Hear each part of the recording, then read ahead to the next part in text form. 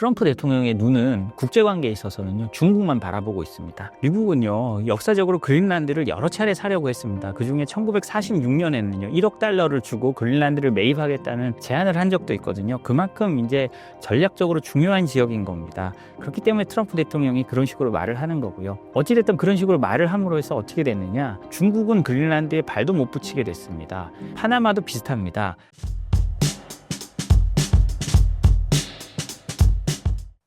안녕하세요. 저는 생크션 랩의 조의준 대표라고 합니다. 생크션 랩은요, 제재와 수출 통제, 그리고 최근에는 관세까지 이렇게 기업들에게 컨설팅을 해주고 정보를 제공해주는 플랫폼을 하고 있습니다.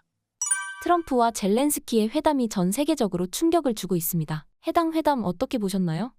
사실 상당히 당황스럽습니다. 우리가 외교에서 하는 격언 같은 게 있는데요. 소세지를 만들 땐 소세지만 먹어라, 소세지를 만드는 과정을 보지 말라라고 하는 외교의 격언이 있습니다. 왜냐하면 외교란 건 각국이 이해를 가지고 첨예하게 부딪히거든요. 물론 동맹끼리라고 해도 봐줄 데가 없습니다. 최근에 기사가 나기도 했지만 트럼프 대통령과 이제는 전 총리죠. 트리도 전 캐나다 총리가요, 고성을 지르면서 싸웠다라는 보도도 났었잖아요. 그런 것처럼 소세지가 만들어지기까지는, 소세지는 뭡니까? 고기를 갈아 넣고 돼지 내장으로 만들잖아요. 그 과정이 징그럽고 복잡하거든요. 근데 나온 소세지는 맛있잖아요.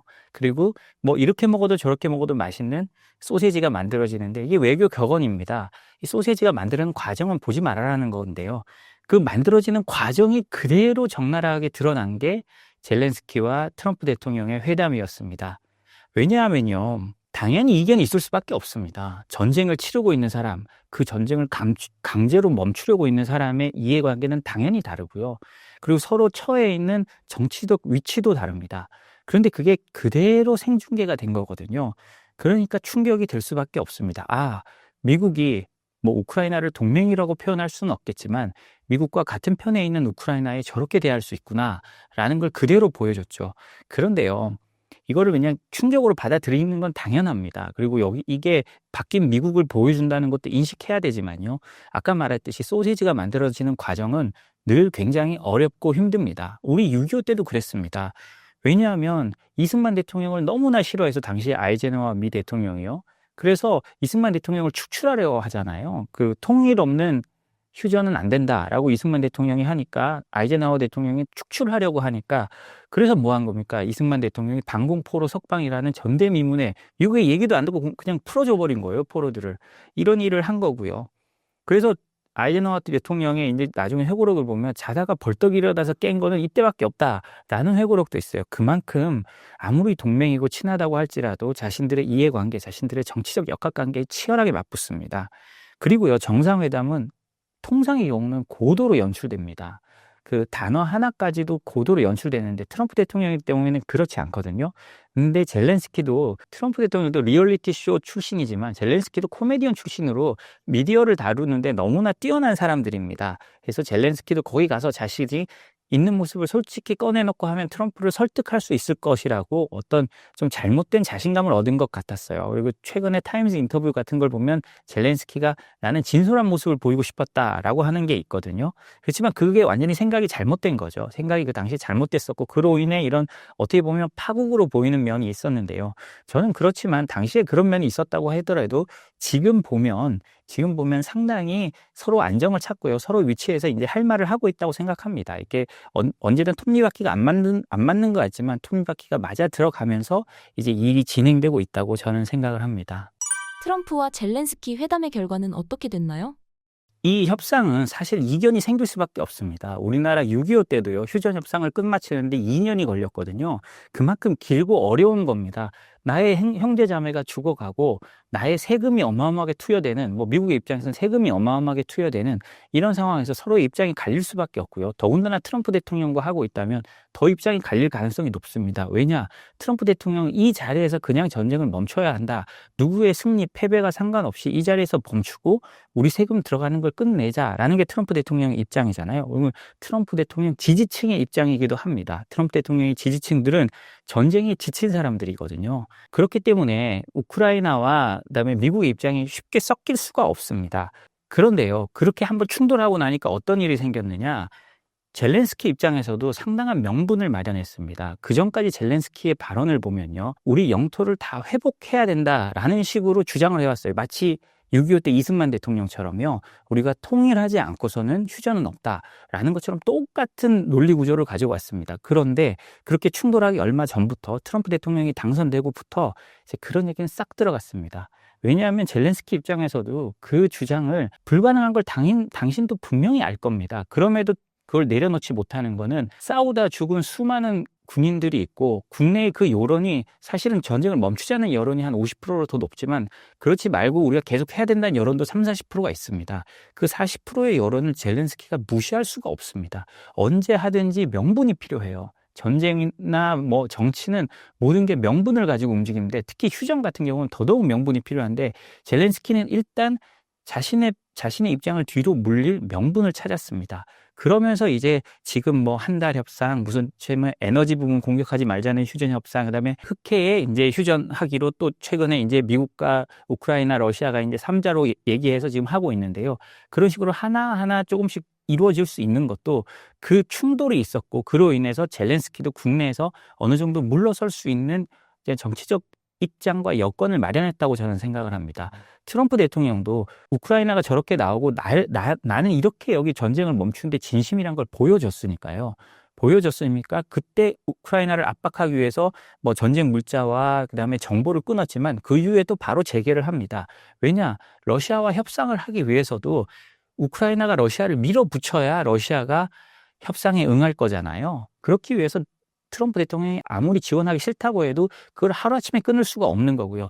트럼프 대통령 입장에서도 그런 충돌을 통해서 다시 그걸 재개할 수 있는 명분을 또 마련한 겁니다. 서로 각자의 명분을 가지고 이제 협상에 나아갈 수 있는 어떤 그런 토대가 마련됐다고 저는 생각을 합니다. 우크라이나가 미국에 외면당하게 된 가장 큰 이유는 무엇이라고 보시나요? 저는 개인적으로 우크라이나가 트럼프 대통령과 맞서는 걸 통해서 특별히 실점이 크다고 생각하지는 않습니다. 물론 중간에 미국의 지원이 끊기고 하는 바람에 굉장히 어려움이 있었지만 그 반대급부로 유럽으로서부터 더 많은 지원을 얻어낸 면도 있기 때문에 우크라이나 입장에서는 그렇게 나쁘지 않다고 보고요. 미국의 지원까지 파격적으로 받아냈으면 더 좋은 거지만 어쨌든 최악은 막았다고 생각합니다. 제가 늘 주장하는 건데요. 트럼프 대통령 아메리칸 퍼스트, 그러니까 미국 최우선주의입니다. 그냥 우선주의도 하고 미국 최우선주의입니다. 그런 미국과 협상을 할 때는요. 어떤 이득을 본다기보다는 손해를 최소화해야 되거든요. 그런 측면에서 볼 때 우크라이나는 나름으로는 손해를 최소화하는데 저는 어느 정도 성공을 했다고 보고요. 그리고 그런 여론의 문제는 물론 한국에서도 그렇고 뭐 그런 여론이 있습니다만 오히려 유럽이 뭉치는 계기가 됐기 때문에 그걸 통해서 그 우크라이나를 지원해 줄 수 있는 또 다른 지원군을 저는 얻었다고 생각을 합니다. 언론을 통해서만 러우 전쟁을 접한 사람들이 가장 크게 오해하고 있는 부분은 어떤 점이라고 생각하시나요? 우리가 이제 러우 전쟁이라는 거 우리로부터 뭐 수천 킬로부터 떨어진 곳에서 일어나는 전쟁이니까요. 우리의 일이 아니라고 당연히 생각할 수 있습니다. 당연하죠. 그건 당연한데요. 그렇다 보니까 우리가 뭐 유튜브 같은 데를 보면 뭐 우크라이나 이렇게 버림받았다. 러시아가 이렇게 승리한다. 뭐 이런 좀 자극적인 제목이 나올 때 클릭 수가 굉장히 올라가는 걸 저는 보고 있습니다. 그런데요. 저는 개인적인 얘기를 하나 하자면 자녀들에게 꼭 지켜야 되는 걸 하나 말합니다. 우리가 6.25를 말할 때요. 뭐 영어로 하면 코리안 워잖아요. 그리고 우리가 뭐 언론이나 신문에 보면 어떤 땐 6.25를 쓰고 어떤 땐 한국전쟁이라고 씁니다. 근데 아이들에게요. 저는 네가 커서 진보가 될 수도 있고 보수가 될 수도 있고 하지만 6.25는 꼭 6.25로 써줬으면 좋겠다라고 말을 합니다. 그리고 아이들한테도 그걸 계속 어렸을 때부터 교육을 시켰는데요. 그 이유는 뭐냐? 우리가 한국전쟁이라고 하면 그 전쟁 자체를 굉장히 객관화해서 외국의 눈으로 바라보는 겁니다.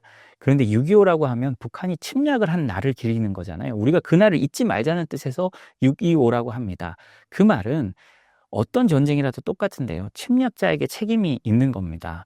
지금 뭐 그 우크라이나 전쟁 처음 초기에 보면요. 사실 젤렌스키도 책임이 없는 게 아닙니다. 당연히 있습니다. 왜냐하면 우크라이나 사람들에게 사실상 선동을 한 거죠. 우리가 나토에 가입할 수 있다. 이렇게. 그래서 그 전쟁 초기에 각 언론들의 그 르포를 보면요. 우크라이나의 그 부인들이나 우크라이나 사람들이 왜 나토군이 도와주지 않느냐라고 정말 놀라고 당황해하는 모습을 볼 수 있습니다. 그거는 젤렌스키가 잘못한 거예요. 그렇지만 그럼에도 불구하고 침략을 한 사람은 누구냐? 러시아입니다. 침략자에게 모든 책임이 있는 거예요. 그리고 그 젤렌스키가 그렇지 않았다고 할 때 과연 러시아가 침략하지 않았을까? 저는 굉장히 의문이 있습니다. 왜냐? 어떤 독점적 권력을 가진 사람의 뇌는 우리가 알기가 어렵습니다. 그 사람은 이미 그리고 그 권력이 오래되면 오래될수록 그 사람은 아마 자기가 신과 인간의 어느 쯤이라고 생각하고 있을 겁니다. 자신의 결정에 따라 세상을 바꿀 수 있고 만약에 러시아의 압박에 우크라이나가 계속 물러서는 모습을 보였다면 주변에서는 아마 이렇게 말했을 거예요. 우리 군이 들어가면 하루면 우크라이나가 항복할 겁니다. 저것 보세요. 라고 하고 계속 부추기는 아부꾼들이 있기 때문에 과연 젤렌스키가 그렇게 하지 않더라도 이게 어떻게 됐을까? 저는 뭐 침략이 없었을까? 저는 그렇지 않을 가능성이 높다고 생각을 합니다. 그렇기 때문에 우리가 늘 말하지만 스스로 국방력을 강화해야 된다. 어떤 정치적 상황이나 정치적 레토릭에 상관없이 우리가 자주 국방을 해야 되고 국방력을 강화하고 우리 동맹을 강화해야 된다는 건 적이 어떤 판단을 할지 전혀 알 수가 없기 때문입니다. 특히 전쟁에 있어서는요. 그렇기 때문에 우리가 뭐 누가 절대선이다, 누가 절대 악이다라는 걸 가지고 유튜브의 클릭 수는 올라갈 수 있지만 그 자체를 생각할 때 그럼에도 불구하고 누가 침략자인지는 명확하게 생각을 하고 있어야 된다고 저는 생각을 합니다. 앞으로 러우 전쟁에서 미국의 스탠스는 어떻게 나올 것으로 보이시나요? 참 트럼프 대통령의 입장은 명확합니다. 누가 이기고 지고 상관없이 여기서 멈춰라. 여기서 끝까지 움직이지 않을 겁니다. 특히 트럼프 대통령 4년간은 아마 거의 변하지 않을 겁니다. 그렇다 보니 지금 유럽은 무려 8천억 유로, 우리 돈으로 1200조 원이 넘는 돈을 들여서 군비를 재건하고 하겠다는 겁니다.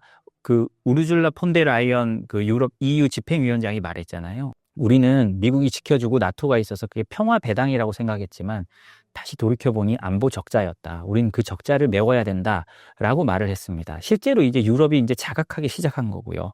그런데요, 아까 말씀하셨듯이 이대로 가면 사실상 푸틴의 승리처럼 보입니다. 이건 아주 큰 문제거든요. 사고를 친 사람한테 벌을 주지 않으면 언제든 똑같은 사고를 칠 수 있습니다.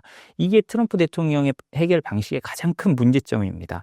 그리고요, 이거는 앞으로 어떻게 해결될지 지켜봐야 되는데요. 이미 트럼프 대통령이 여기서 전쟁을 끝내라라는 해결 방식을 택한 상황부터 러시아에 대한 압박은 상당히 이미 완화된 거나 다름없습니다. 최근에 러시아의 뉴스를 보면요. 러시아의 원유 수출이 바이든 마지막에 집중적인 제재로 많이 줄었다가요. 다시 바로 원상 회복했다는 그 기사들이 많이 나옵니다. 이유가 뭐냐? 미국이 더 이상 제재할 것 같지 않으니까 이제 몰래 계속 사들이는 거예요. 여기에다가 푸틴은 계속 제재 해제를 말하죠. 이게 심리적인 거지만 이미 구멍은 뚫려 버렸습니다. 이미 구멍은 뚫려 있고요. 그런데 여기서 이제 미국의 딜레마가 생기는 거죠. 아까도 말씀드렸듯이 우크라이나하고 러시아를 협상시키려면 우크라이나를 압박할 방식은 미국이 많습니다. 아주 많아요. 그렇지만 러시아를 압박할 방식은 많지 않거든요. 러시아를 압박하려면 우크라이나가 아주 잘 싸워주든가 러시아의 돈줄을 막든가 둘 중에 하나인데 지금 이미 돈줄에서 트럼프 대통령의 몇 마디에 트럼프 대통령의 취임 자체가 잘못된 시그널을 이미 간 겁니다. 트럼프 대통령이 그렇기 때문에 휴전을 안 하면 아주 강력한 경제 제재를 가하겠다라고 밝히는데 시장은 이제 그걸 믿지 않는 거예요. 쟤 안 할 것 같구나 라고 하는 거예요. 그게 이미 그 구멍으로 나타나고 있으니까 오히려 지금 현 시점에서 트럼프 대통령의 방식이 트럼프 대통령이 늘 말하는 거 있잖아요. 네가 카드가 있느냐 없느냐라고 말하잖아요. 오히려 지금의 방식은 트럼프 대통령이 카드는 들고 있지만 제대로 카드를 좀 못 쓰는 방식이 된 게 아닌가 싶은 우려는 있습니다. 격렬한 미중 갈등 속에서 트럼프가 캐나다와 멕시코 같은 동맹국들부터 강하게 때리는 이유는 무엇일까요? 트럼프 대통령은 이것도 1기 때부터 일관되다고 보면 됩니다. 왜냐하면요, 1기 때도요, 맨 처음 한 게 동맹 먼저 때렸습니다. 그때도 중국 했지만 결국 먼저 때린 건 동맹이었는데요. 처음에 TPP라고요, 환태평양 자유무역지대 뭐 하는 거를 일본이 주도하고 미국이 따라가서 한 건데 그것 바로 탈퇴해버리고요. 그 다음에 나프타, 지금은 USMCA라고 하죠. 미국, 멕시코, 캐나다 협정으로 변한 나프타를 또 재협상에 들어갑니다. 그래서 그걸 가지고 USMCA를 하고요. 그런 다음 때린 게 우리나라였습니다. 그때 우리나라를 때리면서 한미 FTA 재협상하자 그래서 재협상에 들어가고요. 그런 다음에서야 중국과 했습니다. 그리고 근데 이번에는 그래도 중국에 대한 관세를 좀 빨리 때린 편이긴 해요. 1기 때 이미 자신들이 어느 정도 준비를 해놨으니까 이번에 돌아오면서 중국에 먼저 때리긴 했는데요. 어찌됐든 트럼프는요, 계속 동맹들이 우리를 수탈하고 있다. 이 이 자신의 구조에서 벗어나질 않습니다. 계속 그걸 말해왔으니까 자기 지지층에 그걸 보여줄 필요가 있는 거예요. 그럼 가장 잘 보여줄 수 있는 수단이 뭐냐? 가장 주변에 있는 캐나다와 멕시코, 그리고 이제 뭐 한국도 되고 일본도 되고, 그리고 가장 큰 게 유럽이겠죠. 그러니까 캐나다, 멕시코 때리고 이제 요즘에 그 관세 같은 걸로 유럽을 계속 위협하고 있지 않습니까? 그런 식으로 트럼프 대통령이 가는 겁니다. 그러니까 트럼프 대통령은 사실 뭐 모든 정치인이 마찬가지입니다만 그 중에서도 국내만 바라보는 정치인이라고 보면 됩니다. 국내 자신의 지지층을 어떻게 만족시킬까만 고민하고 따라하는 거지. 그러니까 아메리카 퍼스트인 거예요. 그 해외 동맹들의 생각, 해외 동맹들이 어떻게 해야 하는 건 별 관심이 없습니다. 트럼프 대통령이 그 일기 때 유엔 연설에서 했잖아요. 나도 미국을 위해서 최선을 다하겠으니 당신들도 당신의 나라를 위해 최선을 다해라. 라는 식으로 트럼프 대통령이 말을 했습니다. 그러니까 유엔이란 다자 외교 기구에 가서 그런 취지로 말을 했으니까요. 트럼프 대통령의 입장은 거기서나 지금이나 변하지 않았고 오히려 지금 더 강해져서 나오고 있다고 볼 수 있습니다. 현재 트럼프가 그 전략으로 인해 얻어낸 것들에는 어떤 것들이 있나요? 트럼프 대통령은 지금까지 말로 하고 관세 협박으로 해서 이뤄낸 거라고 하면 실질적 그리고 현실적으로 좀 받아낸 것들은 좀 있습니다. 예를 들자면요, 멕시코와 캐나다가 국경에 군대를 배치했고요. 그걸 통해서 지금 불법 이민자가 확실히 줄어들었습니다. 근데 확실히 줄어들고 트럼프 대통령이 맨날 과장해서 말하는 거지만 역대 가장 적어졌다라고 말을 하는데 그 정도는 아니라고 기사에는 나오던데요. 하여튼 실제로 상당히 바이든 때보다 줄어들었고요. 그리고 펜타닐에 대한 어떤 좀 강력한 지금 조사나 그다음에 압박이 들어가고 있는 것도 사실이고요. 그리고 또 다른 걸 유럽으로 포커스를 넘겨가면 트럼프 대통령이 방위비나 우크라이나 문제로 그렇게 압박을 하니까 그다음 체리 피커의 유럽이 그냥 8천억 유로, 아까 말했지만 1200조가 넘는 그다음에 군비 확장을 하겠다고 했죠. 지금 나토의 군비의 70%를 미국이 대고 있었습니다. 보통 2%를 맞추자고 했는데 2%도 이제는 좀 맞춰가고 있는 상황인데요. 그 전까지는 맞추지도 못했고 미국과 지금 갈등을 보는 캐나다 같은 경우는 1.5% 정도밖에 안 됩니다. 사실 캐나다 입장에서는 침략받는 거 걱정도 안 할 거예요. 왜냐? 들어오면 미국이 막아줄 거라고 생각하잖아요. 그런데 트럼프나 어떤 미국의 사람들 입장에서는 얄미울 거 아닙니까? 우리한테 수출, 캐나다의 수출의 70%도 미국이 하고 사실상 지켜주는 것도 우리가 지켜주는데, 그러니까 트럼프 대통령이 약 올리듯이 51번째 주가 되라고 말을 하는 겁니다. 실질적으로 나토도 그렇고 심지어 우리나라, 미국의 동맹이 아닌 나라들도 그렇습니다. 우크라이나도 사실 미국의 동맹은 아니었죠. 그런데 우크라이나도 미국에 의존할 수밖에 없고 유럽이 8천억 유로를 투자한다고 하면서도 미국에 의존할 수밖에 없는 건요, 미국의 해구산, 항공모함, 정찰기 등등 모든 정보 자산을 미국 없이는 유럽이 독자적으로 할 수가 없습니다. 그러니까 트럼프 대통령이 저렇게 막 나가도 유럽이 우리 힘으로 하겠다라고 하지만 눈치를 볼 수밖에 없는 거죠. 우리도 이거는 마찬가지라고 생각을 합니다. 트럼프 취임으로 가장 위험해진 국가는 어디인가요? 트럼프 대통령의 눈은 국제관계에 있어서는요, 중국만 바라보고 있습니다. 이 중국을 바라보는 게 국내 지지층을 바라보는 거기도 합니다. 왜냐? 트럼프의 주요 지지층은요, 고졸, 물론 지금 두 번째 재임 기간에는 대졸이나 부자들도 트럼프를 굉장히 많이 지지합니다만 주된 지지층이라면 고졸 백인들을 주로 말했습니다. 그 사람들은 어떻게 됐느냐? 중국이 WTO에 가입한 이후에요, 중산층에서, 그러니까 제조업으로 일하고 이러던 사람들이 제조업 일자리가 수백만 개가 사라지면서 대부분 서비스업 저임금 노동자로 살아남은 사람들입니다. 그렇기 때문에 이 사람들을 위해서라도 중국을 바라보고 중국을 때릴 수밖에 없는 거예요. 그래서요, 최근에 보면요, 어떤 재밌는 현상들이 일어나고 있냐면요, 미국이 러시아는 잘 제재하지 않지만 베네수엘라와 이란은 지금 벌써 여러 번 제재를 했습니다.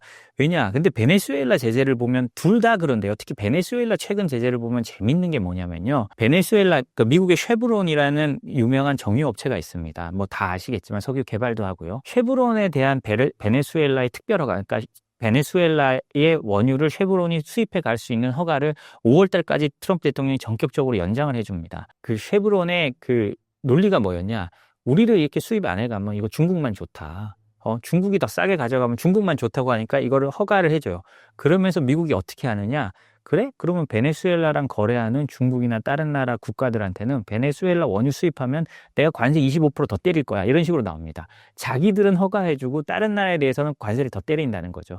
그 논리는 뭐냐? 우리가 이렇게 풀어줄 때 중국만 좋다라고 하는 논리로 트럼프를 설득한 거예요. 그만큼 중국이 중요합니다. 최근에 이란에 대한 제재도 있었는데요. 이란 제재한다면서 걸린 회사들을 보면 다 중국 회사입니다. 뭐냐? 그 중국 회사들이 이란 석유를 수입하는 회사들이었거든요. 그 이란 석유를 실어 나르는 배를 제재하기도 했고요. 이것처럼 트럼프의 눈은, 그리고 트럼프 행정부, 앞으로도 그럴 겁니다만, 미국 행정부의 눈은 중국만을 바라보고 있다는 게 맞고요. 중국을 어떻게 압박하느냐, 이 관세 지금 많이 나오지만, 이 관세의 시대가 끝나고, 관세가 어느 정도 되고, 상호 관세라고 해서 서로 이제 관세 협정들이 다 어느 정도 체결되고 나면, 다음 눈은 중국과 중국의 첨단 기술, 중국의 산업을 압박하는 수출 통제 같은 걸로 급격히 넘어갈 겁니다. 아마 동시에 진행될 수도 있겠죠. 이제 그런 시절이 되고 있습니다. 그런데 중국도 이제 그냥 당하고 있지만은 않습니다. 왜냐하면요, 중국은 그 사이에 트럼프 1기 때보다도 미국에 대한 수출 비중을 상당히 낮췄고요. 그 전에는 한 22%, 23% 가던 걸 지금 15%까지 낮춰놨습니다. 그리고 뭐 우리가 다 알다시피 딥시크나 반도체 이런 분야에서 중국이 엄청 발전했고요. 최근에는 반외국 제재법을 시행하는데요. 미국과 거의 같은 기준을 적용하기 시작했습니다. 이거는 자신감이거든요. 우리 기술 안 쓰고는 제품 못 만들걸? 그럼 우리 뭐를 쓰면 니들 똑같이 미국처럼 해야 돼. 우리가 시킨 대로 해야 돼. 라는 식으로 모든 규정을 만들어 놓고요. 그리고 잘 알다시피 히토류나 이런 것들에 대해서 중국이 거의 독점권을 가지고 있는 것들이 많습니다. 그렇기 때문에 그런 걸 가지고 이제 미국을 압박할 수 있다. 그리고 미국이 우리를 압박해도 이제 예전처럼 그냥 막고 있지는 않을 거야. 라는 모습을 보여주고 있습니다. 중국의 수출 비중이 미국이 줄어든 만큼 늘어난 곳은 어떤 것들이 있나요? 예, 유럽이나 뭐 저 동남아나 다른 라틴 아메리카 이런 나라도 다 늘린 거죠. 어떤 한 군데만 한 것이 아니고요. 그리고 중국 자체도 이제 내수도 키우고 해가지고 이제 미국의 압박만으로 우리가 무너지지 않을 거다라고 이제 스스로 이제 자신감을 가진 거죠. 물론 중국도 힘들 수밖에 없습니다. 미국과 하면 힘들 수밖에 없는데 그럼에도 불구하고 버틸 힘이 생겼다라는 걸 이제 중국이 과시하고 있는 겁니다. 트럼프가 그린란드, 파나마, 가자지구 등 영토에도 욕심내는 이유는 무엇인가요? 겉으로는 영토에 대한 이유라고 보이지만요. 다 내부적으로 들어가 보면 대부분 안보에 대한 얘기입니다. 그리고 중국에 대한 얘기고요. 그린란드 같은 경우는 지도를 보시면 미국의 동부에 약간 모자처럼 있습니다. 뭐 대서양과 가운데 있잖아요. 그걸 보면 미사일이 이렇게 날아왔을 때 어디서 가장 미국을 보호하기 위해서는 쏘는 게 좋겠어요. 그린란드 쪽에서 쏘면 가장 좋겠죠. 그리고 사실 그린란드는 1차 세계대전, 2차 세계대전 때부터도 요충지였습니다. 그러니까 GIUK 라인이라고요. UK는 영국이고요. I는 아일랜드고 G는 그린란드입니다. 요 라인을 지켜야 러시아나 당시 과거에는 독일군이겠죠. 독일군에서도 내려오는 그 수로를 막을 수 있었던 겁니다. 그린란드는 굉장히 전략적 요충지였고요. 그렇기 때문에 과거부터 미군이 실제로 주둔하고 있었고요. 실제로 사려는 게 뭐 트럼프 대통령이 처음이 아니었죠. 미국은요, 역사적으로 그린란드를 여러 차례 사려고 했습니다. 그 중에 1946년에는요, 1억 달러를 주고 그린란드를 매입하겠다는 제안을 한 적도 있거든요. 그만큼 이제 전략적으로 중요한 지역인 겁니다. 그렇기 때문에 트럼프 대통령이 그런 식으로 말을 하는 거고요. 어찌됐든 그런 식으로 말을 함으로 해서 어떻게 됐느냐, 이제 중국은 그린란드에 발도 못 붙이게 됐습니다. 왜냐, 그 이전에 2018년만 해도 중국에서 그 그린란드에 있는 항구, 그러니까 원래 미군 해군 기지로 쓰던 그런 항구였어요. 그 항구를 사들이려고 했거든요. 그런 만큼 중국도 그린란드에 굉장히 지정학적으로 관심이 많았습니다. 그리고 진출하려고 여러 번 노력했는데 그때도 안보적인 이유로 무산됐거든요. 근데 이게 트럼프 대통령이 이렇게 시끄럽게 함으로써 그린란드가 미국의 안보에 얼마나 중요한 것인가를 재확인시켜주는 과정이 있으면서요. 사실은 이제 그 다른 미국의 적대 세력이나 미국이 위협하는 세력이 그린란드에 발을 못 붙이게 된 효과를 거두게 됐고요. 파나마도 비슷합니다. 제가요, 한 2010년쯤에 파나마를 취재 간 적이 있었거든요. 제가 기자를 했었는데 그때 파나마를 취재 갔을 때 그때도 파나마 양쪽에 홍콩, 허치슨이 양쪽 파나마 항구를 운영하고 있었습니다. 그때도 어떤 얘기가 있었냐면 그때도 미국이 이제 파나마에 대한 운항권을 놓쳤다라고 해서 굉장히 논란이 되고 있었고요. 파나마 내부에서도 이러다 파나마가 중국화되는 거 아니냐라는 걱정이 많았습니다. 그래서 제가 그때 파나마 양쪽에 있는 자유무역지대를 방문하면서 그 자유무역 청장을 만나가지고 인터뷰를 한 적이 있었는데 제가 물어봤습니다. 여기 그러면 미국의 상표들은 어떤 게 있어요? 미국은 어떤 게 있어요? 하니까 그 사람이 웃으면서 아메리칸 스탠다드 하나 있을까요? 그러는 거예요. 그 아메리칸 스탠다드라는 게 변기 회사잖아요. 사실 그것도 이제 나중에 다른 나라에 팔렸다고 합니다만 실질적으로 미국의 제조업이 없으면서 그 파나마 운하에 대한 어떤 통제권을 그때부터 잃었거든요. 근데 얼마나 그게 중요합니까? 파나마 운하를 운용을 해야 미국 동부에서 서부로 배가 이제 빠르게 갈 수가 있고요. 사실상 대서양과 태평양을 이용해 가지고 미군이 운용할 수 있는 그런 중요한 전략적 요충지인데요. 그걸 이제 미국이 만들고도 통제권을 놓치고 있었으니까 얼마나 불안한 건 사실이었거든요. 근데 그거를 그 미국의 과거 대통령들은 사실 그걸 드러내놓고 말을 하지 못했던 겁니다. 그러다 보니 트럼프 대통령이 그걸 드러내놓고 말했고 결국은 홍콩의 허치슨이 이번에 그거를 블랙락에다 팔기로 계약을 맺은 겁니다. 그랬더니 베이징이 어떻게 했습니까? 북경에서 이런 배신자라는 게 관영 언론이나 이런 걸 통해서 그대로 나왔잖아요. 그런 걸 보면 중국 입장에서는 굉장히 아픈 겁니다. 중국은 파나마에 공을 많이 들였고요. 파나마 운하 위에 시진핑 주석이 올라가서 지나가는 중국 배와 통신하는 퍼포먼스를 했습니다. 자신들의 1대1로의 핵심적인 곳이었거든요. 그래서 어찌된 트럼프 대통령이 그렇게 과격한 모습으로 했지만 그로 인해서 미국이 그동안 못 찾았던 어떤 안보적인 걸 찾아온 건 있습니다. 물론 뭐 미국이 트럼프 대통령의 그런 과장된 행동, 그럼 계산된 과장된 행동일 가능성이 높은데요. 그런 걸 통해서 미국이 안보적인 이익을 찾아온 건 당연히 있습니다. 그리고 가자지구 문제는 사실 뭐 영토에 관심을 기울인다기보다는 트럼프 대통령이 특유의 과장된 해결 방법이라고 생각하고요. 지금까지 가자 문제는 계속 논란이 됐습니다. 지금 미국 대통령들 그 누가 와도 지금까지 해결하지 못했거든요. 그 사이에 그거 가지고 뭐 서로 뭐 노벨상도 받고 그런 경우 많았지만 결론적으로 해결된 건 하나도 없습니다. 그러니까 트럼프 대통령이 어떤 판을 흔들기 위해서 그런 근본적인 해결책은 이거다라고 했지만요. 아마 본인도 그게 될 거라고 생각하진 않을 겁니다. 그리고 트럼프 대통령이 말 한마디로 판을 흔들 수 있다. 그러니까 국제 질서의 판을 흔들 수 있다는 걸 보여준 또 한 사례라고 저는 생각을 합니다. TSMC가 미국에 100조 원 규모의 공장을 짓겠다고 발표했습니다. 대표님께서 예측하신 미국의 큰 그림이라고 봐도 될까요? TSMC는 100조 원 규모의 공장을 짓겠다고 발표한 건 어떻게 생각하면 좀 부러운 거기도 합니다. 뭐 TSMC 입장, 그리고 대만의 입장에서는 자신들의 핵심 기업을 조금 빼앗긴다라는 느낌을 받을 수도 있겠지만요. 그만큼 미국의 핵심 이익이란 겁니다. TSMC를 놓칠 수 없다는 거죠. 그렇기 때문에 미국이 전략 산업으로 찍었고 이건 무조건 데려와야 돼라고 하는 거거든요. 트럼프 대통령이 늘 말하는 산업이 몇 개 있는데요. 자동차, 반도체, 의약품입니다. 이게 굉장히 대표적인 세 가지 산업입니다. 자동차는 제조업의 상징입니다. 미국 제조업의 상징이죠. 그리고 자동차는 굉장히 많은 사람을 고용합니다. 우리가 매그니피선트 세븐이라고 하고 주가는 뭐 애플부터 시작해서 뭐 구글, 엔비디아 이런 회사들의 주가가 높고 시총이 어마어마하게 크지만 그 회사들 다 합해봐야 30만에서 40만밖에 고용하지 않습니다. 그러나 자동차 회사들은 고용하는 게 수백만 명이거든요. 실제로 나라의 중산층을 버티는 건 자동차 회사 같은 제조업인 거거든요. 근데 트럼프 대통령이 영리한 거죠. 그래서 그 자동차란 얘기를 굉장히 강조하고 말을 많이 합니다. 그 다음에 뭐 반도체를 얘기하는 건 미국의 전략적 이익이 걸려있기 때문입니다. 최첨단 기술을 가진 자가 세계를 지배하고 패권을 유지할 수 있습니다. 트럼프 대통령이 전쟁을 하기 싫어하고 군대들 해외 파견하는 것도 싫어합니다. 어떤 분쟁 지역이 얽매인 것도 싫어하고요. 그럼 최첨단 기술의 전략을 어떻게 했느냐? 자신들이 갖고 있는 기술의 강점을 키우면서도 최첨단 공장이 있으면 미국에 와서 세우도록 만들어야 되는 거예요. 그게 대표적인 게 TSMC입니다. 그다음에 의약품은 워낙 미국의 의료비가 높기 때문에 그거를 낮추는데 상징적으로 트럼프 대통령이 늘 말하는 거고요. 그런 의미에서 TSMC는 어쩔 수 없이 미국으로 가게 될 가능성이 높았습니다. 바이든 대통령 같으면 칩스법 이런 걸 해서 보조금으로 했지만 트럼프 대통령은 매를 들고 하잖아요. 그 매를 가장 많이 맞을 게 TSMC였기 때문에 TSMC는 일찍 움직였다고 생각을 합니다. 그런 의미에서 어떻게 생각하면 우리 반도체 회사들이 TSMC만큼 압박을 받지 않고 있다는 건 오히려 조금 슬퍼해야 될 게 아닌가라는 생각도 합니다. 왜냐? 우리가 미국에 대해서 지렛대를 갖기 위해서는 우리 기술도 높아야 되거든요. 근데 우리가 그만큼 미국의 사활이 걸린 이해로까지 보여지지 않는다는 게 있으니까요. 그 부분에 대해서는요. 사실 좀 TSMC가 부럽다라는 면이 있습니다. 정말 미국은 유사시에 대만을 버리게 될까요? 미국이 포기한다는 건 뭐 솔직히 어떤 의미인지 잘 모르겠습니다. 아예 군대를 안 보내느냐, 무기를 지원하느냐, 뭐 이런 차이일 거라고 생각을 하는데요.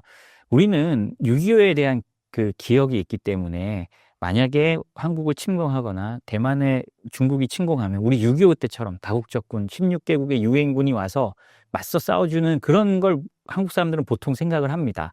그러나 이번 우크라이나전에서 드러났죠. 싸우는 건 우크라이나 사람들이 싸우고 돈이나 무기를 지원해 주는 게 요즘의 모습입니다. 예전처럼 이념이나 숭고한 어떤 그 정치적 민주주의라는 가치에 따라서 국가들이 움직이질 않습니다. 그런 걸 보면 유사시에 대만을 버린다, 완전히 버린다는 표현은 없고요. 그냥 무기나 이런 거는 지원해 준다라는 거 하고 진짜 군이 투입돼서 같이 피를 흘리며 싸워줄 것이냐, 두 가지 옵션 중에 하나가 있다라고 생각을 해보면요.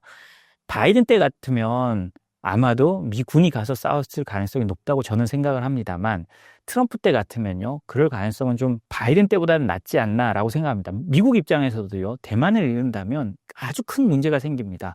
왜냐하면 대만을 잃으면 거기서부터 뚫려 있는 태평양이 거의 뭐 중국이 이제 대놓고 다니는 상황이 되잖아요. 아주 정치적으로도 어려워집니다. 그 이후로는 동맹들도 미국을 과연 믿어야 될까라고 생각하게 될 겁니다. 그렇기 때문에 대만을 잃으면 미국에도 아주 큰 손해가 있는데요. 그럼에도 불구하고 군대를 투입할까 안 할까, 미국이 직접 피를 흘릴까 아닐까는 좀 지켜봐야 될 문제라고 생각합니다. 트럼프 시절에는요. 거기에 대해서 시진핑이 오판을 한다면 진짜 전쟁이 날 수도 있는 거고, 그게 아니라면 뭐 전쟁이 안 나거나 혹은 그 대만이 자신들이 지켜낼 수 있겠죠. 근데요, 제가 말하는 건요, 이럴 때도 가장 중요한 게 하나 있습니다. 바로 항전 의지입니다. 항전 의지가 있어야 도와주는 겁니다. 우크라이나가 저렇게 오랫동안 싸울 수 있었던 건 개전 초기 사람들 다 일주일 만에 망할 거라고 생각하고 젤렌스키한테 망명하라고 서유럽의 정상들이 권유하기까지 했는데요. 그럼에도 불구하고 젤렌스키가 돌아가서 우크라이나 사람들이 굉장한 항전 의지로 우크라이나를 지켜냈잖아요. 과연 대만이 그런 항전 의지로 지켜낼 수 있는가? 그게 아마 핵심 관건이 될 겁니다. 그렇게 잘 지켜내는 모습을 보여주면 전 세계적 지원이 또 몰려들 거고 더더욱 강하게 할 수 있는 거고요. 그런 항전 의지를 대만이 보여줄 수가 없다라고 하면 암만 도와줘도 망하는 거예요. 이 역사가 증명하고 있고 우크라이나 전도 보여주고 있습니다. 그런데 좀 아쉬운 걸 보면 대만 같은 경우는 사실 국방 포퓰리즘이죠. 표를 얻고 정권을 잡기 위해서 군 복무 기간을 4개월까지 줄였잖아요. 중국과 맞서고 있는 나라가 4개월의 군 복무를 한다는 건 좀 사실은 어불성설입니다. 이게 한번 이렇게 국방에 대한 끈을 놓쳐버리고 나면요, 사실 회복하기가 쉽지 않거든요. 제가 알기로는 미군 수뇌부들도 가장 우려하고 있는 게 그거고요. 그렇기 때문에 최근에 나오는 기사가 미국이 대만의 군복무를 2년간 하라고 요구했다라는 기사들이 나오고 있습니다. 그게 뭐 대만 정부는 아니라고 하는데 다른 이제 대만 전직 국회의원이나 이런 사람 통해서 그런 폭로식으로 나오고 있거든요.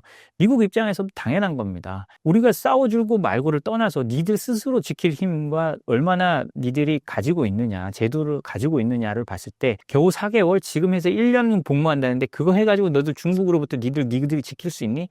미국이 냉정하게 묻고 있는 거거든요. 그건 이제 우리에게도 그대로 다가옵니다. 우리도 군 생활을 줄여서 벌써 18개월로 줄었잖아요. 이런 것도 나중에 어떤 유사시 상황이 되면 우리에게도 미국이 물을 겁니다. 과연 너희들도 준비하고 있니? 너희들도 표 얻기 위해서 군 많이 줄였잖아. 주한 미군도 가면 2년인데 니들 지키는데도 2년 안 있잖아. 라고 말하는 날이 우리한테도 올 수 있는 겁니다. 대만은 미국이 무조건 도와줄 거로 생각해서 군 복무 기간을 줄인 건가요? 사실 군복무를 줄인 건 포퓰리즘입니다. 표 얻어서 정권 잡으려고 그런 거죠.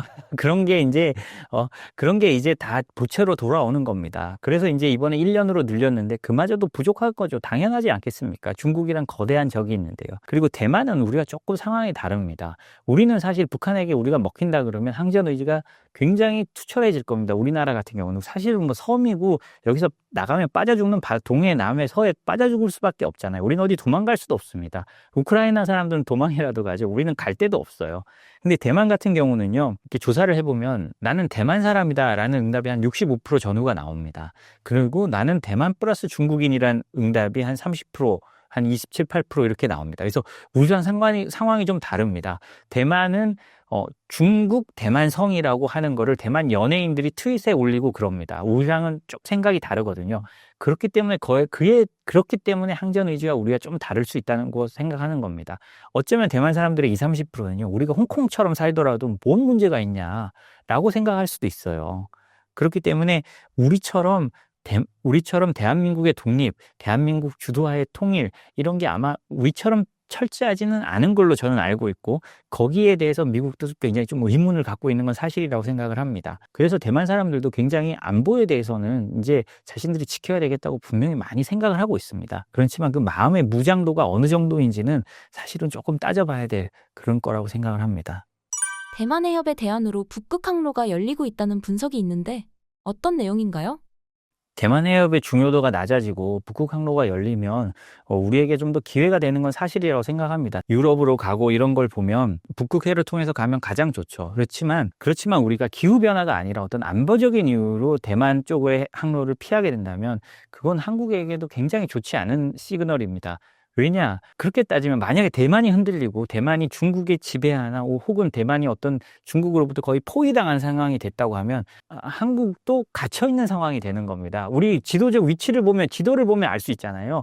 우리는 사실 섬이잖아요. 동북아의 섬입니다. 이 섬이고요. 밑으로 대만이 막히면 우리 물동량의 한 40% 넘게가 대만을 향해서 대만을 통해서 지나가게 되어 있습니다. 그럼 우리 물동량을 북극으로 올린다고 하지만 그게 기후가 좋아서 한다고 하지만 그럼 겨울에는 어떻게 할 거예요? 그렇기 때문에 우리는 대만이 어떻게 된다는 거에 대해서 우리가 굉장히 경각심을 가져야 됩니다. 대만이 뚫리면 그 다음 한국입니다. 우리가 대만이 뚫려서 대만이 갖고 있는 산업으로 반사이익을 약간 돈으로 볼 수 있겠지만 그렇게 되면 우리 서해에 늘 출몰하는 중국 함대를 봐야 될 거고요. 군함들이 우리를 계속 위협하는 어떤 안보적인 이유가 계속 발생할 겁니다. 이 진짜 진정한 순망치안의 관계가 되는 거거든요.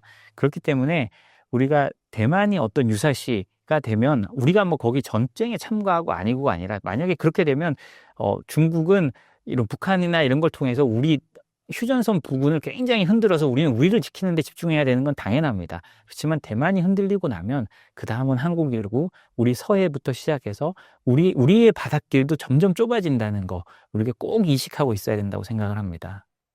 최근 한국의 정치적 혼란으로 인해 오히려 우리가 트럼프에 대비할 시간을 벌었다는 분석이 있는데요. 사실인가요? 저는 개인적으로 그렇게 생각을 합니다. 저는 트럼프 1기 시절에 워싱턴 특파원으로요. 2017년 1월부터 2021년 1월까지 4년 트럼프 대통령의 그 여러 정상회담들을 지켜봤는데요. 그러면서 제가 개인적으로 내린 결론은 이겁니다. 트럼프 대통령 일찍 본다고 좋은 게 아니다라는 건데요.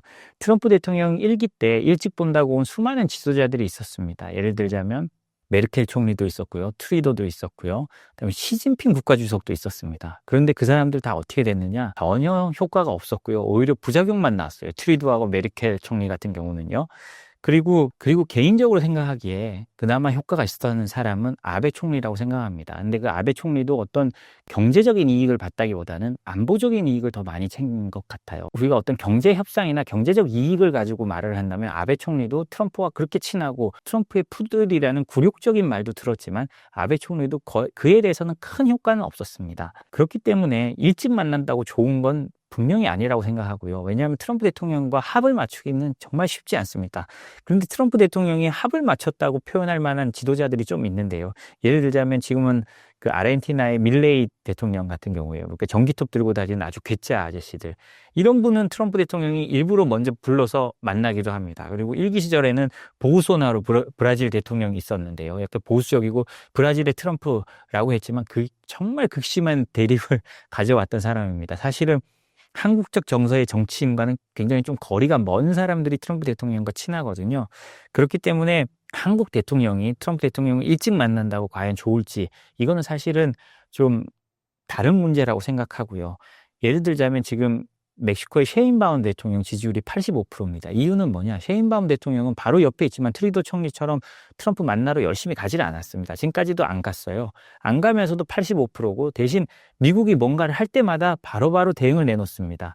트럼프 대통령이 처음에 펜타닐이나 이런 문제 가지고 관세 부과하겠다고 협박했을 때 셰인바움 대통령의 반응이 우리 옛날에도 한번 해봤잖아. 이렇게 말을 했습니다. 그러면서 바로 군대 보내고 그 불법 체류자들 데려올 만한 수용소라고 표현하는 좀 그렇지만 어떤 집 같은 걸 만들어서 지정해 놓고 거기로 이제 데려오고 그런 식으로 딱 트럼프가 원하는 대로 해줘서 관세를 연기하고 또 트럼프의 어떤 요구가 있을 때마다 거기에 맞춰 대응해주고 하면서 셰인바움 대통령은 상황 관리를 해가는 겁니다. 반면에 이시바 총리는 과거 이제 아베 총리가 했던 것처럼 황금 투구를 선물하고 1조 달러의 투자 계획을 밝히고 했지만 사실 지금까지 한국이 당한 거나 일본이 당한 거나 큰 차이는 없어요. 그런데 물론 저는요, 한국보다 일본이 더 나중에 더 많은 혜택을 가져갈지 안 가져갈지는 모르겠지만 끝까지 트럼프 정권 끝까지 봤을 때 일본이 좀 더 다른 나라랑 비교했을 때 좀 더 혜택을 받는 나라가 될 거라고는 생각을 합니다. 왜냐하면 트럼프 대통령의 측근이나 이런 사람들이 동맹의 티어에 따라서 그 관세나 모든 걸 결정하겠다고 이렇게 말을 하고 있거든요. 이렇게 보면 트럼프와 가장 가까운 거리에 있는 일본이 아무래도 혜택을 볼 수는 있겠죠. 그러니까 그게 완전히 경제적인 혜택은 아니라도 뭐 안보적인 혜택이라든지 이런 거요. 예를 들자면 우리가 지금 뭐 인도 태평양이라는 용어를 그냥 무시로 쓰고 있지만 잘 쓰고 있지만 사실 그 말은 아베 총리가 트럼프 대통령을 설득해서 만든 말입니다. 사실상 일본의 세계 전략이 트럼프에 이식된 거거든요. 이런 식으로라도 일본은 트럼프나 그 주변 사람들한테 설득을 해 갈 거고 그게 어느 정도 영향을 미칠 거라고 생각합니다. 그래서 뭐 종합적으로 말씀드리면요.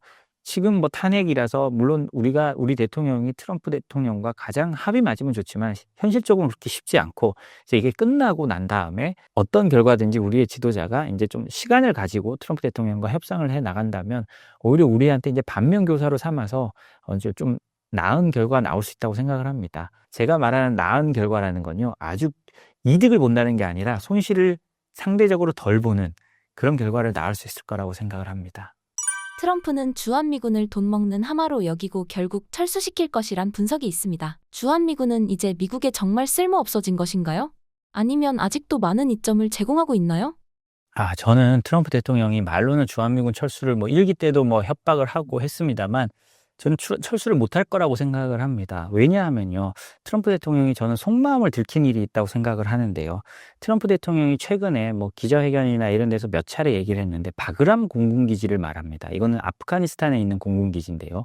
트럼프 대통령이 바이든 행정부를 비판하고 바이든 대통령을 비판하면서 하는 말이 있는데요. 나는 아프가니스탄 철수를 하려고 했지만 철수를 해도 바그람 공군기지에는 한 5천 명 정도를 남겨놓으려고 했다라고 계속을 말합니다. 그 이유가 뭐냐? 바그람 공군기지는 중국의 핵실설과 1시간 떨어져 있기 때문에 여기를 철수하면 안 됐는데 바이든은 멍청하게 철수했다라고 하는 거거든요. 그렇게 트럼프 대통령이 바이든을 공격하는 이유가 뭐냐? 트럼프 대통령이 아프가니스탄 철군을 주장해서 대통령이 됐고 실제로 먼저 시작을 했어요. 그걸 완성한 게 바이든 대통령이거든요. 그럼에도 불구하고 아프간 철군이 완성된 다음에 탈레반이 다시 아프간을 먹어버렸잖아요. 그러니까 트럼프 대통령은 내가 실수한 게 아니라 바이든이 실수했다라는 걸 보여주고 싶은 거예요. 그러면서 그 논리가 이 바그람 공군기지는 중국 핵시설과 1시간 거리다라는 겁니다. 그럼 그걸 우리나라에 그대로 대입해 보면요. 우리나라에 있는 공군기지는 베이징과 1시간 거리예요. 그러면 뭐가 더 중요하겠습니까? 중국 핵심부를 타격할 수 있는데 한국만큼 좋은 데가 없는데요. 그러면 어떻게 바꿔 말하면 어떻게 여기서 주한미군을 빼겠습니까? 주한미군을 여기서 빼버리면 중국이 그냥 동북아를 어떻게 흔들 수 있는 걸 그냥 미국이 그냥 놔두는 거거든요. 그리고 실제로 대만 유사시에도요. 주한미군이 글로 이동하든지 하고 여기 한반도를 한국군이 지켜야 될 텐데 그러면 여기 증원군도 없어지고 하기 때문에 이쪽의 동맹들이 다 흔들리게 됩니다. 그렇기 때문에 트럼프 대통령의 주한미군 철수는 상당히 레토릭이라고 봐지고요. 그리고 트럼프 대통령에게 미 의회가 얘기하는 것도 그래, 네가 한국을 압박하고 방위비로 압박하는 거 다 받아도 돼. 대신 주한미군 숫자는 건드리지 마라고 해서 그 작년 말에 미국 양당, 그러니까 민주공화 양당이 합의해서 통과시킨 국방수권법이라고 미국 안보에 대한 돈을 어떻게 써야 되는지를 규정한 법이 있습니다. 거기도 28,500명이란 주한미군 숫자를 박아놨어요. 법으로 박아놔서 움직이지 못하게 해놓았습니다. 그런 것들이요, 트럼프 대통령이 아무리 대통령이지만 할 수 있는 것과 할 수 없는 게 있는데 그리고 미국 트럼프 대통령의 세계 전략을 봤을 때도 주한미군 철수는 쉽지 않을 거라고 저는 생각합니다. 물론 미국 대통령이 끝까지 해야 된다고 하면 하는 거예요. 그렇지만 쉽지는 않다. 거의 어렵다라고 저는 보고 있습니다. 트럼프가 한국의 군함, 선박 건조 능력을 협력 희망 분야로 지목했다고 합니다. 한국이 여기서 어떤 기회를 얻을 수 있을까요? 세계 패권국이 되기 위해서는 뭐를 봐야 되느냐 보면 되는데요. 패권국이 되기 위해서는 아까 말씀드렸듯이 기술과 군사력인데요. 기술은 미국이 지금 뭐 매그니피선트 세븐이나 이런 거를 갖고 있고 그 기술을 제조할 수 있는 걸 다시 끌어오기 위해서 TSMC나 이런 걸 미국으로 끌어들이려고 하는 겁니다. 이걸 통해서 기술 패권을 유지하려고 하고 있고요. 그 다음에 패권국은 바다를 잡아야 됩니다. 바다와 하늘이죠. 이제는 뭐 현대로 들어왔으면 하늘이 됐는데 하늘은 미군이 꽉 잡고 있습니다. 하늘을 근데 꽉 잡기 위해서는 뭐 어떻게 해야 되는 거예요? 항공모함이나 배가 있어야 되는데 문제는 이제 여기서 생긴 겁니다. 패권국의 가장 중요한 요소가 바다인데 그 바다에서 군함 한 척을 짓는데 미국이 이제 9년이 걸릴 정도로 굉장히 어려움을 겪고 있습니다. 제조업이 쇠퇴하면서요. 미국에서는 이제 사실상 조선소가 없는 거나 다름없는 그런 상황이 됐어요. 세계 이제 조선업에서 차지하는 비율이 한 1% 정도밖에 안 되고 숙련공도 없고 그렇게 또 쓰기에는 임금도 너무 비쌉니다. 그렇기 때문에 누군가가 미국을 도와줘야 되는 거예요. 근데 이제 문제는 뭐냐? 중국이 너무 치고 나가는 겁니다. 우리가 보통 뭐 군사 전문가들은 말할 때 중국이 지금 미국보다 군함이 한 100척 정도 척수로는 많거든요. 그렇다고 해도 질적으로 미국이 훨씬 뛰어나다라고 말을 하는데요. 어찌됐든 중국이 뭐 미국처럼 지금 세계 대양을 지배하는 것도 아니고, 지금 이 중국이 말하는 서태평양을 지배하는 데는 어떻게 생각하면 충분한 정도의 전력을 갖춰가고 있잖아요. 그럼 미국이 이걸 당연히 견제를 해야 됩니다. 그렇지 않으면 자신의 패권국 지위가 흔들리니까요. 그럴 때 도와줄 수 있는 나라가 어디냐? 한국하고 일본 정도밖에 없고 그 중에서도 한국이라는 거죠. 그리고 좀 얼마 전에 뭐 신문 1면에 났는데요. 미군 군수 지원함이 한국에 정말 들어올 때만 해도 그 수리를 받으러 들어올 때만 해도 완전히 폐 어선같이 다 녹슨 모습으로 들어왔는데 6개월 후에 수리하고 완전히 새배처럼 돼서 나가는 그런 사진이 나왔거든요. 그러니까 이게 이제 한국에 처음 수리하러 온 미군 군함이었는데 군수 지원함이었는데 이런 것들이 미국에 알려지고 그리고 한국이 이제 동맹으로서 이런 걸 해줄 수 있다고 생각하면 미국이 계속 맡길 수밖에 없겠죠. 이게 이제 자신들의 패권 유지를 위해서도 이제 명확하고 가장 중요한 부분이 될 수밖에 없으니까요. 지금과 같은 상황에서 한국은 어떤 기회를 잡을 수 있을까요? 그러면 저는 그게 당연히 한국의 기회라고 생각합니다. 그렇지만 이것도 아주 오래가는 기회일 거라고 생각하지 않습니다. 그러니까 미국이 당연히 한국에서 수리하고 배를 뭐 만드는 데까지 가기에는 법안도 만들어야 되고 아주 어려울 겁니다. 왜냐하면 미국 군함은 미국에서만 짓도록 하고 있기 때문에요. 그러니까 어느 정도 수리 정도는 가능할 텐데 그렇기 때문에 미국은요. 제 개인적인 생각은요. 이 한국의 조선소한테도 장기적인 걸로 이 조선소는 바로 옮길 수가 없습니다. 왜냐하면 숙련 노동공이나 뭐 이런 사람들이 다 필요하니까요. 장기적으로 옮기라고 미국으로 옮기게 압박할 가능성은 저는 있다고 생각을 합니다. 왜냐하면 한국만 해보세요. 우리라고 생각해 보세요. 우리 배를 일본에서 지어 오는데 혹은 뭐 대만에서 지어 온다고 하면 적어도 군함은 한국에서 지어야 되지 않을까라고 생각할 겁니다. 왜냐하면 우리 안보의 핵심적이니까요. 그렇기 때문에 장기적으로는 그렇게 가기 때문에 갈 거라고 저는 생각을 하거든요. 그러면 그 사이 기간에는 뭐 그 MRO 시장이라고 하죠. 그 시장이 뭐 20조라고 하는데 그 정도 꽤 큰 시장이 열리겠지만 장기적으로 보면 그것도 이제 미국으로 이전하라는 압박이 들어올 가능성이 높다고 저는 생각을 합니다. 그렇지만 이 트럼프 2기의 4년을 어떻게 지내느냐라고 볼 때 우리에게는 상당히 뭐 지렛대? 뭐 트럼프가 우리의 이 지렛대를 얼마나 생각해 줄지는 모르겠습니다만 미국과 협상하고 미국이 방위비 압박을 할 때 우리에게 좀 꽤 좋은 어떤 수단이 하나 더 생긴 거는 맞다라고 저는 생각을 합니다. 트럼프 집권 상황에서 한국 기업들은 어떻게 적응하면 좋을까요? 트럼프 대통령 시대에는 제가 늘 말하는데 아까도 말했지만 우리가 어떤 이익을 더 얻겠다는 것보다 손해를 덜 본다는 입장에서 나가는 게 맞다고 생각합니다. 모든 게 상대적인 거거든요. 아메리카 퍼스트는 아메리카가 제일 많은 이익을 챙기겠다는 뜻입니다. 그럼 그 다음에 손해를 덜 보면 상대적인 거니까요. 예를 들자면 자동차 관세도 전 세계 25%를 때리면 그게 누구에게 도움이 될까를 생각하면 당장 우리에게 25% 떨어지는데 그럼 수출이 얼마 들고 이렇게 계산을 하겠지만 다른 나라들도 마찬가지입니다. 일본도 그렇게 때리고요. 캐나다, 멕시코도 그렇게 때려지니까요. 트럼프 대통령이 25% 관세를 캐나다, 멕시코에 때린다고 하고 이번에 마지막으로 한 번 더 해서 4월 2일까지인가 밀어놨잖아요. 그런데요. 여기서 보면 왜 밀었는지 보면 트럼프 대통령이 기자회견에 하는 말이 나옵니다. 자동차 3사 대표들이 나한테 너무 전화를 해가지고 GM, 포드나 그다음에 스텔란티스 과거 크라이슬러죠. 대표들이 나한테 너무 전화를 많이 해가지고 내가 마지막이라고 하고 늘려준 거다라고 합니다. 그런데 그 포드 대표나 이런 사람들 인터뷰를 대면요. 이렇게 되면 한국만 이득이 본다는 거예요. 우리가 손해본다고 한국 언론에서 난리인데 포드는 이렇게 되면 한국만 이득을 본다라고 생각하는 거예요. 왜냐하면 그 사람들은 미국에서도 생산을 하지만 부품이 캐나다하고 멕시코에 다 걸쳐져 있는 겁니다. 자기들도 당연히 공장에 세금이 올라가고 하니까 똑같다는 거예요. 그리고 한국이나 이런 데는 오히려 자기들이 보기에 원가 경쟁력이 있다는 거죠. 그렇기 때문에 그 미국의 메이커들은 오히려 한국이 더 이익을 본다고 하고, 우리는 아이 큰일 났다, 이거 미국 애들이나 미국에 공장이 없어서 더 많이 지어야 되는 거 아니냐 해서 지금 뭐 현대차에서 200억 달러 투자 계획을 밝히기도 했지만요. 어찌됐든 입장이 다 다릅니다. 특히 상호 관세라는 건 각각 모든 관세가 다 달라지는, 나라별로 달라지는 거잖아요. 그렇기 때문에 이런 관세의 결과가 다 나와봐야 알 수 있습니다. 그렇기 때문에 일단은 좀 차분히 기다리고요. 어느 정도 결과가 나올 때쯤 되면 빨리 움직이는 그런 모습을 취해야 됩니다. 일본 대기업들도 여론조사를 한 걸 보면 보고 움직이겠다는 비율이 한 6, 70%가 됩니다. 그렇기 때문에 우리도 사실은 어느 정도 보고 움직여야 되는데, 대신 이 세상에 나가는 길은 정해져 있습니다. 그건 단지 트럼프 때문에 그런 게 아니라요. 공급망은 이제 미국 공급망, 중국 공급망 갈라질 수밖에 없는 어떤 지정학적인 위치에 있습니다. 그렇기 때문에 내 거래처가 어디고 우리가 어떻게 해야 되는 걸 생각해 보면, 사실 저는 우리가 미국 공급망에 편입되는 게 훨씬 좋다고 생각을 합니다. 왜 그러냐?